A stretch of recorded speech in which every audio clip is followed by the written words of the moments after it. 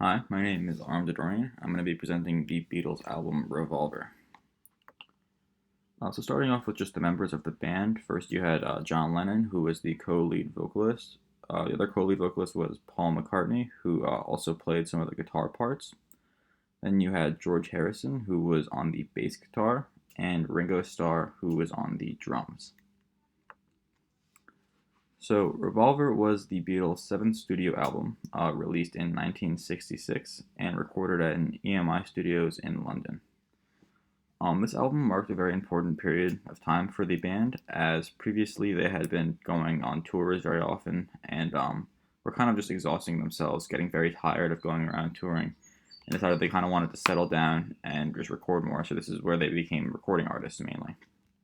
Um, with the album, they made it very clear that they wanted to experiment with many different sounds, as they stated that they wanted to make instruments not even sound like themselves. So they wanted to take instruments and just experiment as much as possible to make as many creative sounds as possible. They also used many different instruments that were not usually used in pop music, such as the Indian tambura and tabla.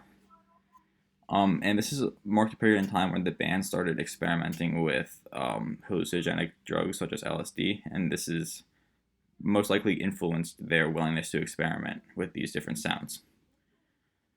The album goes through many different themes, as well as kind of just being very upbeat at some points, very relaxed at other points, and kind of just switching up throughout the album from upbeat to relaxed. It's kind of like a roller coaster ride.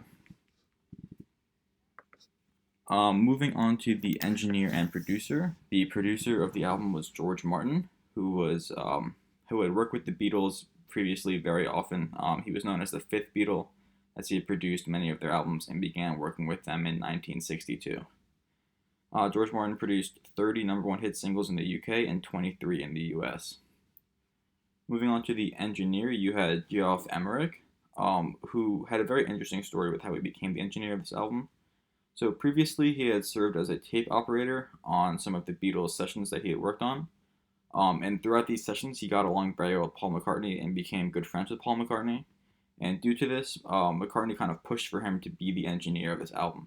Even though there were many people ahead of him who were more qualified than him, he ended up receiving the job. He was also 19 when he started working and 20 throughout the recording of the album, so he was very young during this time, but was credited for creating many of the album's groundbreaking sounds. So moving on to some of the gear that was used by the band. As for the guitars, the 1964 Gibson SG Standard was used by George Harrison mainly on many of the songs, and McCartney used his Rickenbacker 4001 S bass. The Gretsch 6120 was also used, but mainly in the song Paperback Writer, so it wasn't used very often.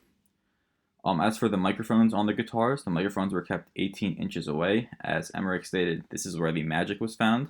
So that was kind of his special spot where he believed if you place the microphones that far away, that's where you'll get the best sound.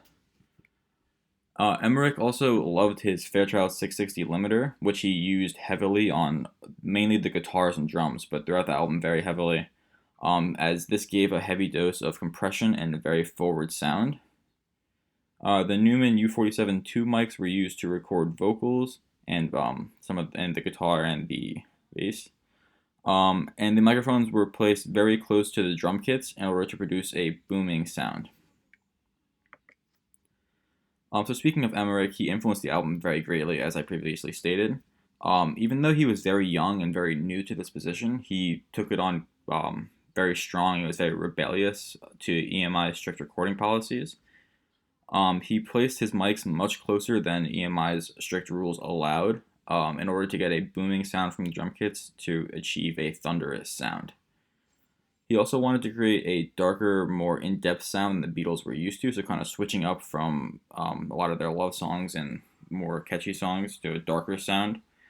And he used new and powerful amps, such as the Fender Bassman for guitars.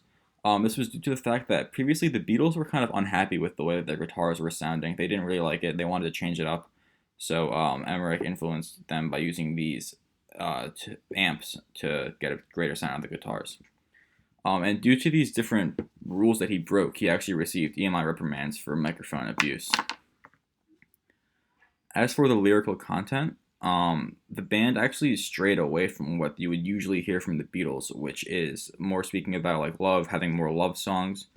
On this album, it was way more personal, spoke more on the conscious, and I believe this was kind of due once again to their experimentation with LSD. Many songs also talked about loneliness and created different characters. Famously, Eleanor Rigby is a good example of that. So kind of moving on to the new sounds that they were using in this album, as I stated that they were experimenting greatly. Some of the things that they would do, and some of the things that Emmerich influenced, was the use of overdubs of tape loops. This was never really previously used in pop music, so it was something that the Beatles kind of started. They also had twin guitar leads by Harrison and McCartney, and new instruments such as horns and strings, as you can see in the picture with the trumpet being played. So many different like types of experimentation and just kind of creating a new sound that you wouldn't normally hear from the Beatles. So kind of going on to the discussion questions. Do you think it was a good idea for the Beatles to switch up their sound so drastically? Could the album have been more successful if they stuck to what they knew would succeed? Should the band have kept on touring frequently after the album? Would you rather have a band that you like release less music and have great tours, or release more music more frequently? Also, the band took many risks when creating this album, such as the use of many of the instruments, along with shying away from their normal sound and lyrical content. How greatly do you think the use of hallucinogens influenced the band's creativity, and should this be more publicized as a positive way to use recreational drugs? This is the Works Cited, and that is pretty much it.